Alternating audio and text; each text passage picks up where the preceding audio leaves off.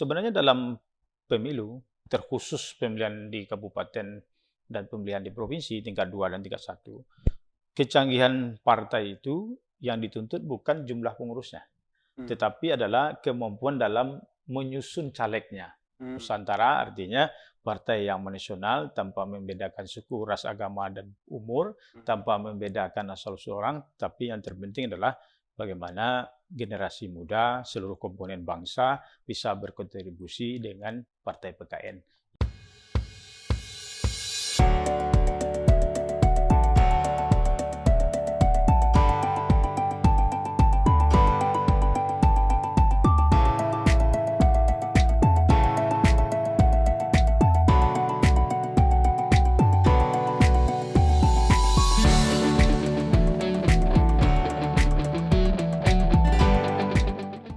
Halo kerabat Andalas TV, bersama saya Rudi Antono dalam program Andalas Ngepas.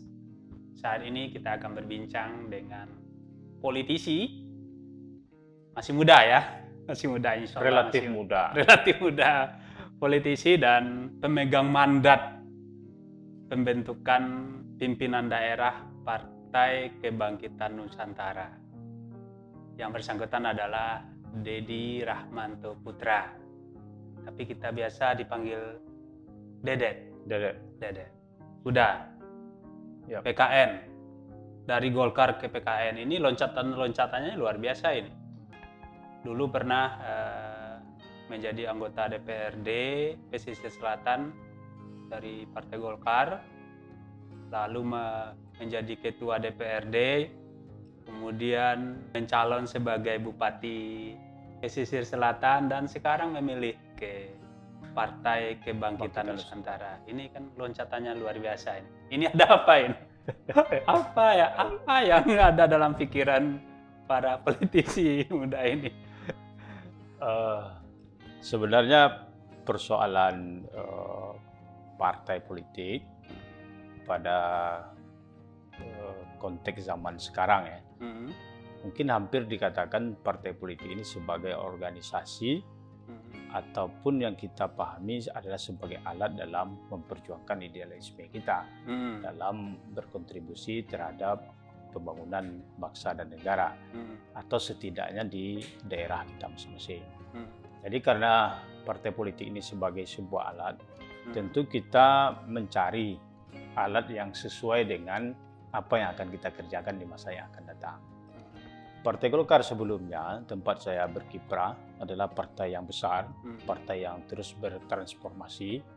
Tetapi di dalam tubuh Partai Golkar juga terdapat beberapa hal yang harus disesuaikan dengan perkembangan zaman.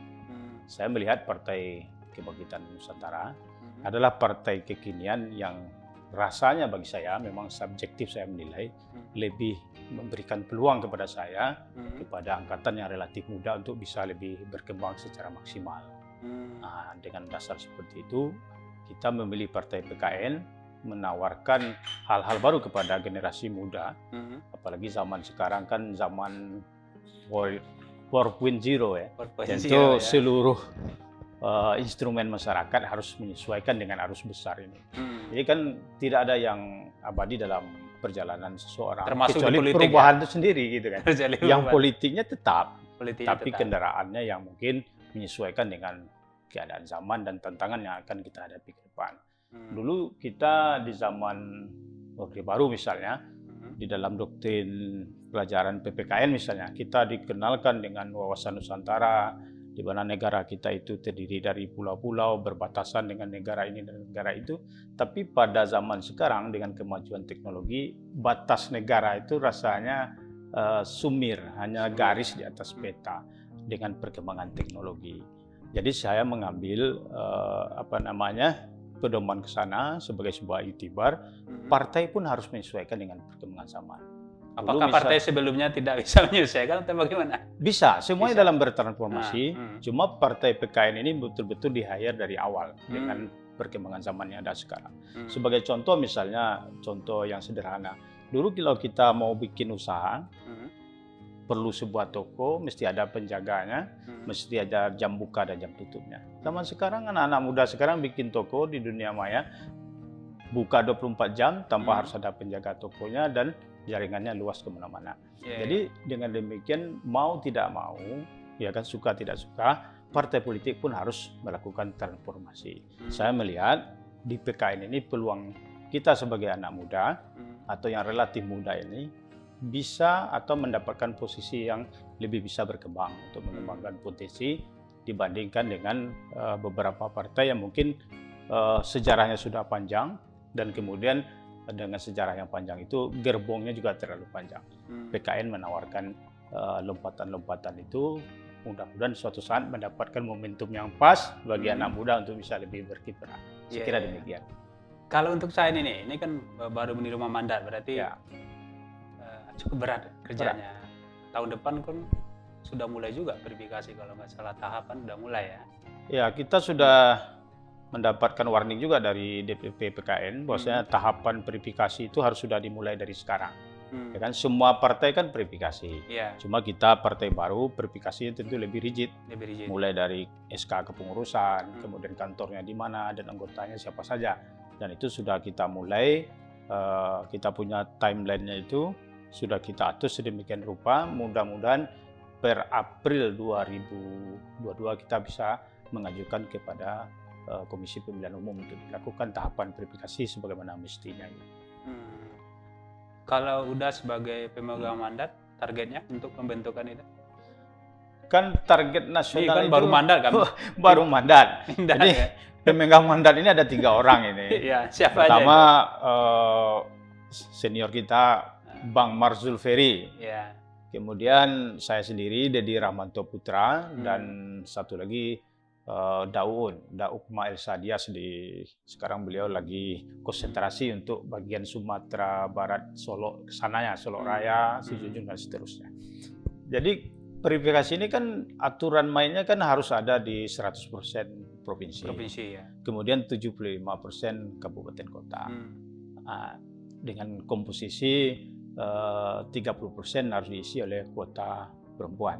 Ya kita harus ikuti itu dan harus penuhi itu. Dan pekerjaan berat kita adalah dalam rangka persiapan verifikasi ini sehingga dinyatakan lulus sebagai peserta nanti oleh Komisi Pemilihan Umum. Yang itu yang harus kita kerjakan sekarang. Jadi memang yang kita butuhkan di PKN sekarang adalah figur-figur atau orang-orang yang memang mau melakukan tahapan itu mulai berjenjang, mulai dari tangga pertama dan seterusnya. Waktunya relatif singkat. Relatif singkat. Apakah itu bisa dikejar? Kita optimis bisa dikejar. Harus ada keyakinan bisa dikejar. Ada strategi misalnya dengan merampingkan kepengurusan misal? Kalau jumlah kepengurusan, strategi yang kita ambil memang kita sudah bikin patokan harus lulus. Sebuah partai politik misalnya di provinsi dengan 100 orang kepengurusan boleh. Dengan 3 orang kepengurusan pun juga boleh. Undang-undang memberikan ruang itu. Jadi tidak kita patok misalnya di suatu provinsi itu harus sekian, tidak. Tetapi dengan posisi kita sebagai partai yang baru saja lahir, tentu kita menyesuaikan dengan target-target yang kita sesuaikan dengan keadaan kita. Kita memang bukannya tidak optimis, tetapi kita susun sedemikian rupa supaya target lolos itu bisa tercapai. Nah, kita ambil patokan yang paling penting dalam susunan pengurusan itu harus ada kuota perempuan 30%. Bisa 10 orang, bisa 7 orang, yang penting ada kuota perempuan 30%. Dan itu dibolehkan oleh undang-undang. Perkiraan sementara berapa orang? Kalau rumusan sementara kita ambil sekarang ini misalnya 9 di provinsi, 7-5 di kabupaten kota, kemudian 3 di kecamatan. 3 di kecamatan. Yang penting harus memenuhi administrasi dulu ya. Penuh administrasi, penuh kota perempuan. Penuh kota perempuan. Ini strategi yang jitu juga ya. Karena sudah ada partai yang sebelumnya yang melakukan ya. Kita kan belajar juga ambil contoh. Contoh ya. Partai PSI berhasil. Partai Garuda aja berhasil. Ini menariknya partai-partai baru sekarang gitu kan. Tapi dengan kepengurusan yang ramping itu, apakah dimungkinkan nanti pada kontestasi calegnya mencukupi misalnya? Karena banyak juga partai-partai besar malahan banyak yang tidak terpenuhi calegnya. Ya, kita kan bagi step pekerjaan itu kan pertama terdaftar di SK Menkumham. Karena partai PKN ini saya cerita sedikit. Ini udah terdaftar nih PKN. Sebetulnya partai ini saya ceritakan, partai PKN ini sebetulnya awalnya kan partai pakar pangan. Nah, kemudian dengan dalam tanda kutip diakuisisi. Kemudian partai pakar pangan ini melakukan musyawarah besar, Munas, kemudian berubah nama dan berubah kepengurusan. Jadi di SK Menkumhamnya insya Allah tidak ada persoalan. Nah, langkah kedua adalah bagaimana partai yang berubah nama dari Partai Pakar Pangan menjadi Partai Kebangkitan Nusantara ini lolos di KPU. Nah, ini yang kita kerjakan sekarang, menyusun kepengurusan di seluruh provinsi dan minimal 75% di kabupaten kota se-Indonesia. Nah, soal kontestasi pemilu itu adalah tahapan berikutnya bagi kita. Karena dari apa yang saya alami sebagai pengurus Golkar sebelumnya di Kabupaten Pesisir Selatan, sebenarnya dalam pemilu, terkhusus pemilihan di kabupaten dan pemilihan di provinsi tingkat 2 dan tingkat 1, kecanggihan partai itu yang dituntut bukan jumlah pengurusnya, tetapi adalah kemampuan dalam menyusun calegnya. Kalau calegnya itu disusun sedemikian rupa dan masing-masing caleg itu punya kontribusi, saya kira bisa. Sebagai contoh di dapil saya ada Partai Berkarya. Kalau secara nasional tidak lolos, lemah dalam posisi bergen dan segala macam. Tetapi kebetulan di satu dapil itu calegnya mumpuni, ya bisa berhasil. Ada juga Perindo juga berhasil. Kemudian di Mentawai Partai Garuda malah 2 kursi, karena susunan calegnya yang mampu menjawab tantangan dan memenuhi target yang ditetapkan. Artinya sepanjang formasi atau susunan caleg ini mumpuni, kursi akan diraih. Kursi akan diraih. Kita di PKN dari arahan dari pimpinan nasional kita, memang tidak memasang target itu jangan muluk-muluk lah.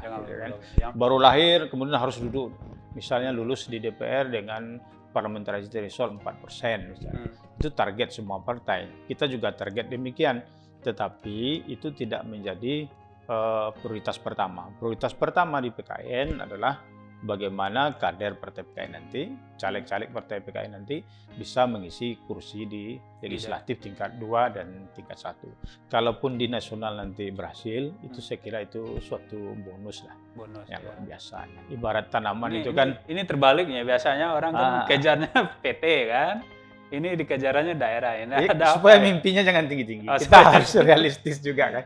Ibarat tanaman itu kan, kalaupun kita tanam, kemudian panen kan ada panen kecilnya dan panen besarnya. Mungkin PKN nanti di 2024 baru berbuahnya tuh di beberapa ranting misalnya, baru 2029 nanti bisa lebih baik, mungkin bisa mengisi pos-pos penting di nasional. Tapi di awal-awal ini mungkin harapan kita, perjuangan kita, konsentrasi kita di pemilihan legislatif tingkat 1 dan tingkat 2. Seperti apa gambaran caleg-caleg PKN nanti?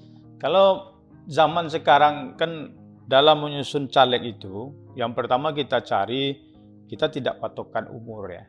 Seperti ada juga partai kan pilih istri kepala daerah misalnya. Enggak harus. Kita yang kita pilih itu pertama yang mau gitu kan.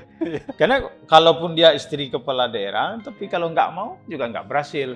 Contoh misalnya istri kepala daerah Solo Selatan dulu.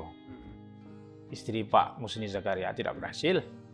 Nah, istri kepala daerah Pak Irdinan Satarmizi tidak berhasil. Nah, kan tidak harus istri kepala daerah. Kemudian harus muda seperti jargonnya kawan-kawan di PSI juga tidak berhasil. Jadi rumusan caleg ini pertama memang orangnya harus mau dan gigih, kemudian mau berkorban. Ya kan kalau sekedar misalnya mau tapi tidak gigih juga tidak bisa mengorbankan sesuatu untuk mencapaikan targetnya juga tidak bisa itu. Korban ini yang bermasalah ini ya. Korban ini dalam bentuk apa gitu? Ya waktu, tenaga, ya biaya. Kita fair-fair aja. Kalau tidak ada biaya gimana caranya? Gitu kan. Nah. Oke. Dengan formasi seperti itu, yakin ya PKN Sumbar bisa berkembang? Yakin, ada keyakinan. Memang di partai itu harus ada figur.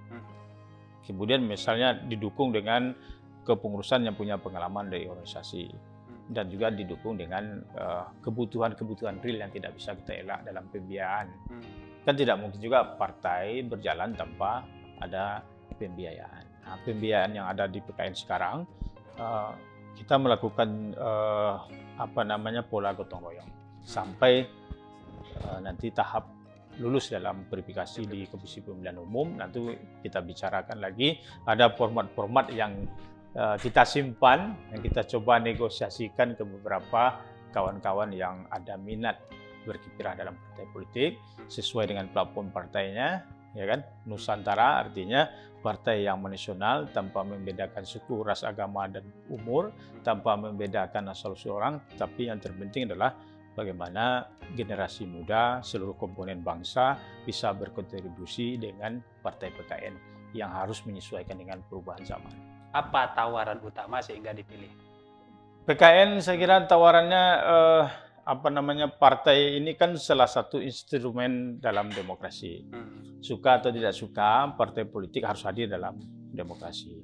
Kemudian negara kita sudah memilih bahwasanya demokrasi yang kita pakai adalah demokrasi perwakilan. Artinya kehadiran partai politik sebuah keniscayaan.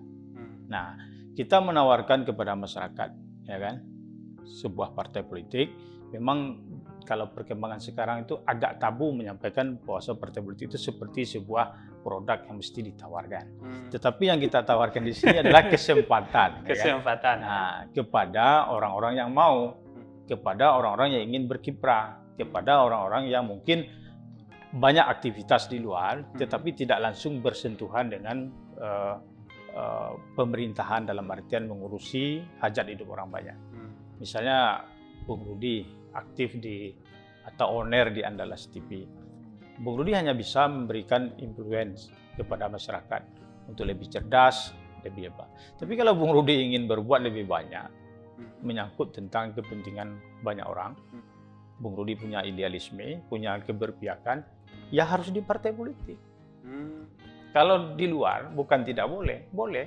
Tetapi tentu berbeda ketika personifikasi Bung Rudi masuk jelas manifest politiknya dalam satu partai politik. Ini ngajakin atau gimana? Tawaran. Oke, dah. Partai lain kan ada segmennya ya. Ada kiri, tengah, kanan. Ini PKN ini pilih PKN ini nasional ini. Ini bulat aja, nggak tengah ya. Ya kan kita nggak harus dikotominya kiri kanan, nggak harus seperti itu. Kita partai nasional. Asas kita nasionalisme untuk kepentingan NKRI. Saya kira itu. Jadi tidak kita pertentangkan antara kiri dan kanan gitu kan, karena partai ini memang dibangun atas rekaman dari seluruh keanekaragaman yang ada. Berarti sudah mengusung konsep multikulturalisme juga ya. Mestinya begitu. Mestinya seperti itu. Oke, dah, terima kasih atas bincang kita tentang PKN. Ada pesan untuk para kerabat kita? Untuk kerabat Andalas TV ya. Saya menyampaikan dalam kesempatan ini memang menawarkan partai PKN ini untuk kita semua. Menawarkan dalam artian bukan berarti partai itu seperti sebuah dagangan, tetapi partai politik itu lebih kepada sebuah alat yang disediakan oleh instrumen undang-undang kepada kita seluruh warga negara Indonesia untuk bisa mengabdikan diri dalam rangka membangun negara dan bangsa. Siapa saja ya? Siapa saja orangnya, latar belakangnya boleh siapa saja. Tidak harus aktivis ya? Tidak harus PKN ini aktivis. banyak aktivis kayaknya kan? Mestinya harus majemuk lah. Dari seluruh komponen kita terima. Kalau hanya aktivis nanti diskusi saja tidak ada aksinya. Kita juga butuh banyak pihak yang bisa memberikan kontribusi melalui PKN ini. Oke. Terima kasih udah. Sama-sama. Kesempatannya di Andalas TV. Kerabat, demikian perbincangan kita dengan Huda Dedi Rahmanto Putra, pemegang mandat Partai Kebangkitan Nusantara, kandidat kuat untuk pimpinan daerah Provinsi Sumatera Barat. Semoga bermanfaat dan sampai jumpa.